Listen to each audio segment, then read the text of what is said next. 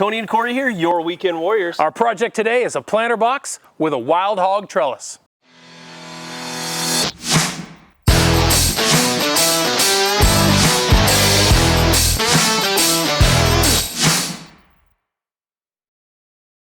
Today we're building a small planter box, and inside of it we're going to have a steel trellis made out of a wild hog railing panel. It's actually going to be specifically for those plants that climb, like peas or climbing clematis, and it's going to look very, very cool. Yeah, we're going to take the wild hog railing panel and we're going to surround it with cedar using wild hog railing track. This is expanding on a video that we just did that showed everybody how to build a standard planter box. You can actually build this for less than 150 bucks. You can get all the materials at Par Lumber Company. It's a steal. That sounds like a steal. Let's talk about some of the materials and tools that we're going to need for this project. We got these cap nuts, which are really cool. They'll cover up the head of the headlock screws made by Fasten Master that we're going to use to put the box together. We're also going to need a saw, screws, a square, a pencil, an impact driver or drill driver, and finally a pair of safety glasses. All right, so let's get started. Step one is we need to build the trellis portion first so that we know how big to make the box for it to fit inside. Absolutely. And what we're going to do is we're going to take these 2x4s and we're going to create a U-shaped picture frame for the wild hog panel. And then we're going to fasten these wild hog tracks to it for the panel to sit inside. We need to measure the height and the width of that panel and then set up these tracks to go around it. That's right. So what we're going to do is we're going to picture frame this panel using the wild hog track. And these tracks are made specifically for this panel, so they're the exact same length. But what we'll need to do is cut a shorter one for the top. So hand me one of those, and we'll put one on either side.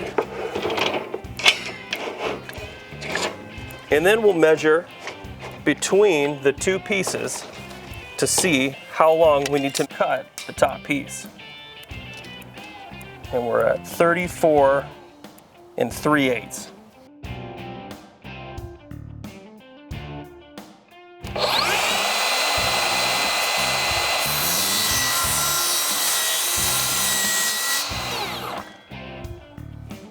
All right, so we got our side pieces and our top piece. Next thing we need to do is pre-drill holes in the bottom of this track.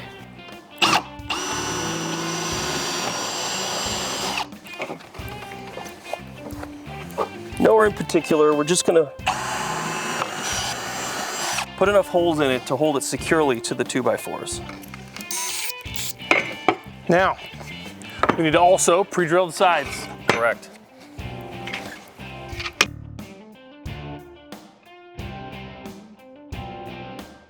Here's a pro tip for you, Corey. You wouldn't want to be doing this drilling of this aluminum on a wood surface that you were concerned about the finish.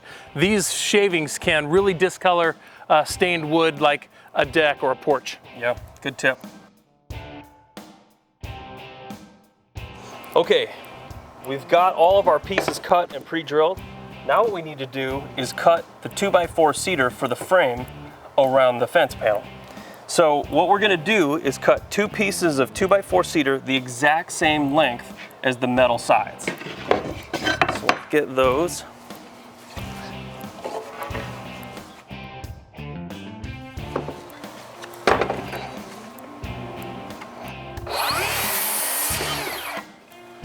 There's one side.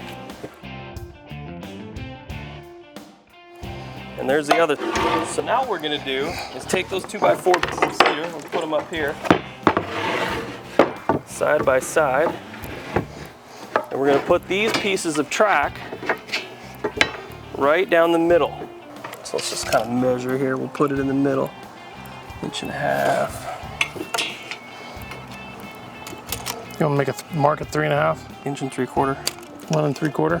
1 3/4 are dead center.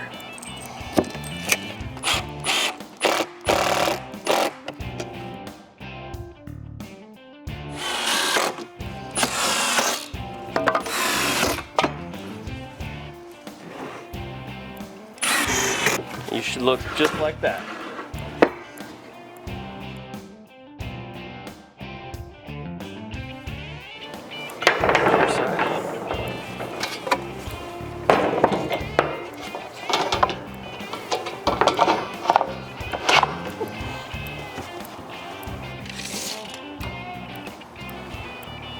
So we're at 39 and a half. 39 and a half. Okay, let's get rid of this.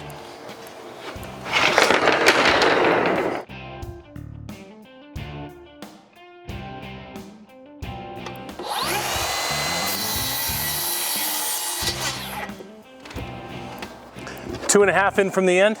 Yep.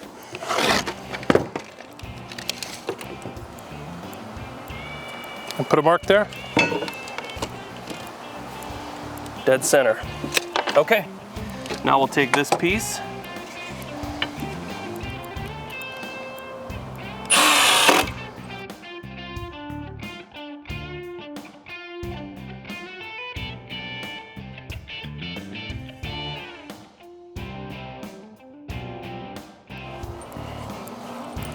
Now we're going to take our headlocks and fasten the top piece to the side pieces. This is where it comes in handy to have both the impactor and the cordless drill.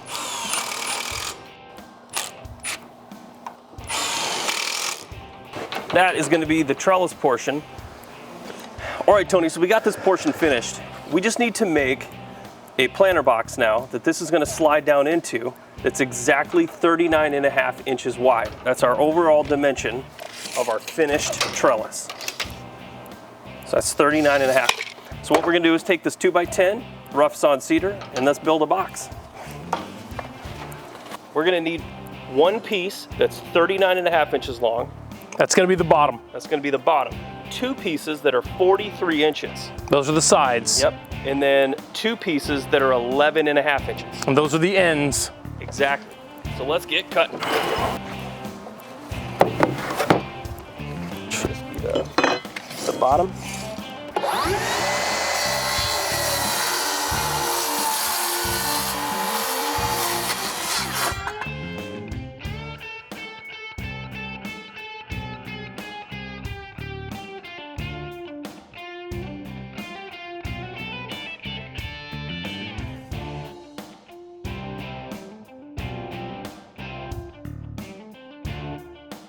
All right, we're all ready to assemble this thing. We've got everything cut, we've dry fitted it all together, and it's looking really good.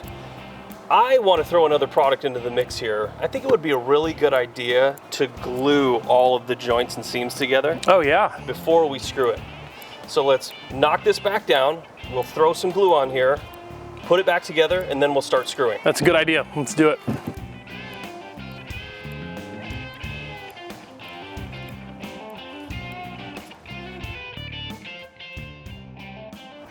All right, Tony, so to make this thing look extra cool, we picked up some of these hex cap nuts. And this is a really neat product. These actually screw on like washers using these headlock screws. It's got this little nut on the inside that you take out,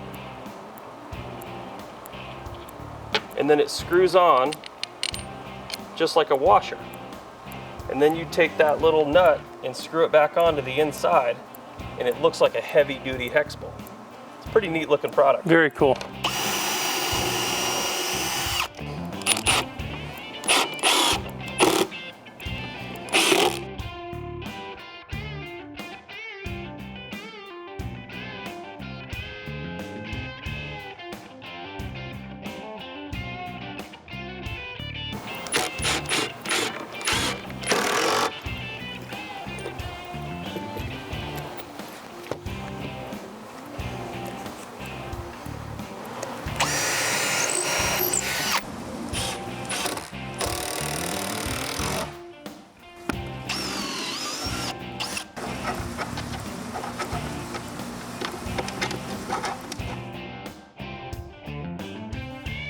All right, Tone, we ready for this? Yep.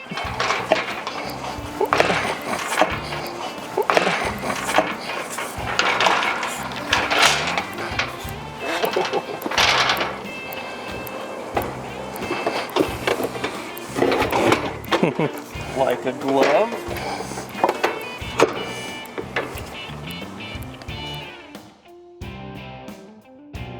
Well, there you have it.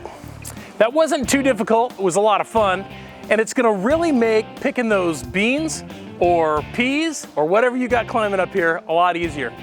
Less than 150 bucks, you get all the materials at Par Lumber. This has been another episode of Your Weekend Warriors. We'll see you next time.